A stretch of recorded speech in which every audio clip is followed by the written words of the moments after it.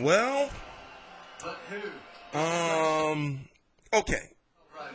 There's a lot of controversy right now on who fans feel should have won. Now, it's very, very early. It's 7:11 a.m. Eastern Standard Time. This is actually this is actually my second time watching the fight. So the fight hasn't even been off air for more than 2 hours yet. Right now it's 7:12 a.m. Eastern Standard Time, December the 10th, 2016. I am T-Street Controversy. This is T-Street Controversy Live, as we talked about in our preview prediction videos, and if you haven't seen it, you can go check them out. It was all about, in my opinion, if Joseph Parker was going to be able to use angles on Andy Ruiz, and he did. He was able to do that to a certain extent, because here's the situation. Andy Ruiz wasn't letting his hands go enough. You know, when he would get into range, right, he would throw a cluster of punches, and then at the end of that cluster, Joseph Parker would tie him up, and Tony Weeks would, reset the action. But going forward, hand-to-hand, hand speed versus hand speed, Joseph Parker was winning. Andy Ruiz's punches were smothered, and he wasn't getting any really clean shots. And if he was getting any shots, they were barely grazing Joseph Parker. Now, remember, I just watched the fight twice. I woke up late, so I was able to catch the fight from rounds 8 until the end, then watched it again from rounds 1 to 12, and then 1 to 12 in its entirety. So basically, 2.5 times. And looking at the fight, some people are saying that it should have been a draw. But if you really look who was doing the better work. It was Joseph Parker. Joseph Parker was doing the better work.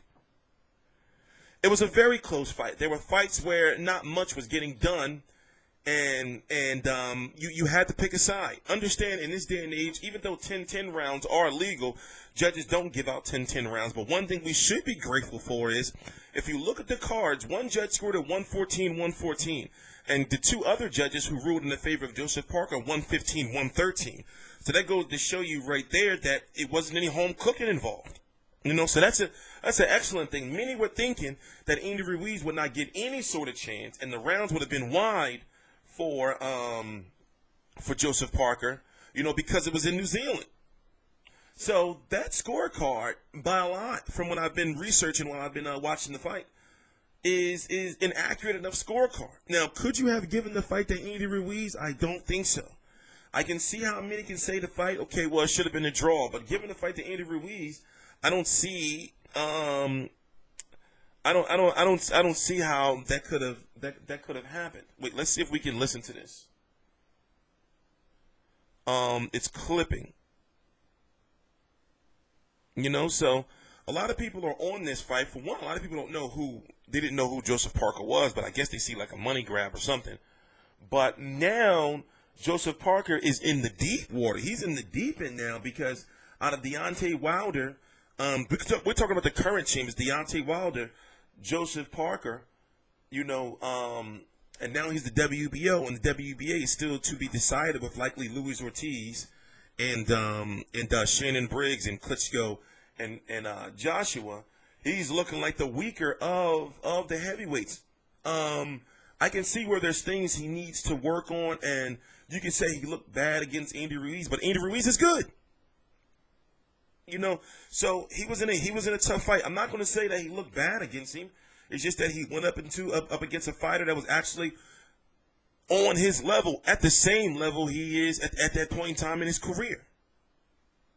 So it really all depends on how you look at it. But now, within 120 days, Joseph Parker has to fight Hughie Fury. And that's going to be a very interesting fight, because in a way it's likely going to be boring, but I believe that Hughie Fury is possibly on the same level or a little better than Joseph Parker as a boxer. I'm talking about hand skills, as a boxer. But yet Joseph Parker has slightly more experience. So it all really depends on what you're looking for. But it was supposed to be David Haye versus now WBO champion Joseph Parker. But David Haye decided to fight Tony Bellew for money, and basically David Haye could possibly be the mandatory again at the end of the year, around the end of the year if he beats Tony Bellew, or he'll likely be the mandatory for the WBA, you know, if he wants to fight Shannon Briggs, which he already had the chance to, or if he wants to fight Luis Ortiz, which many feel he won't. So, you know, it was a good thing for Joseph Parker to go this route instead of the Anthony Joshua route, because remember, first he was pretty much stalking Anthony Joshua for the IBF title until he was the mandatory for the IBF until the WBO made him the mandatory. So at one point in time, Joseph Parker, before he fought Andy Ruiz, of course, was the WBO mandatory and the IBF mandatory. So he chose to go the WBO route because that was vacated by Tyson Fury, and they saw, okay, you can fight Andy Ruiz, and plus they had a little bit of bad blood, even though they're respectful and they're friends. I wouldn't say close friends, but they're respectful of each other. They had some bad blood because Andy Ruiz and Joseph Parker sparred years back, where when Joseph Parker didn't have too much, you know, experience, and he was looking for some work basically. So Andy Ruiz gave him that work and didn't have him eating right for a little while. But, you know, revenge is a dish better served cold. I guess this is not, I guess you can't, can you call this revenge? I mean, he won. In my opinion, he won, but he barely won. Just my personal opinion, you know? So, of course, Andy Ruiz, he really could have did more. And if you look how close the cards were, you know, if he would have just turned it up, just because right now, if it's the volume level goes from 7 to 10, his volume level was on like 7. It's like, get that bass popping, bro. Turn that shit to 8 or 9, where people can be like, okay, we hearing that. What's that coming from in there? You know? I mean, they walking down the street. Anyway, I'm T-Street Controversy. This is T-Street Controversy Live. I cover every single major fight live. All the links to my social media are right down below in the description box. I have uploaded highlights to my Instagram.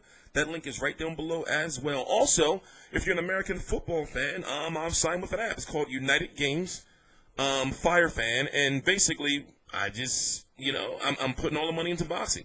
So all you got to do is just download the app, and I'm going to get paid for you downloading the app. And then we'll play some games every now and then, you know, football games. And then they're going to roll out slowly other sports like, you know, mixed martial arts, NCAA, NBA. I believe NBA is next, but they got me early because sometime in the future, we don't know when, they're going to launch boxing.